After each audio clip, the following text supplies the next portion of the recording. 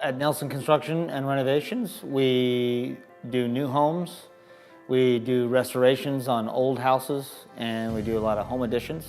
Building a new house is quite a bit easier in most cases than renovating an existing house or restoring an existing house, mainly because you're not dealing with having to take a bunch of old stuff apart and find things that are hidden behind walls and figure out how to attach new things to old things.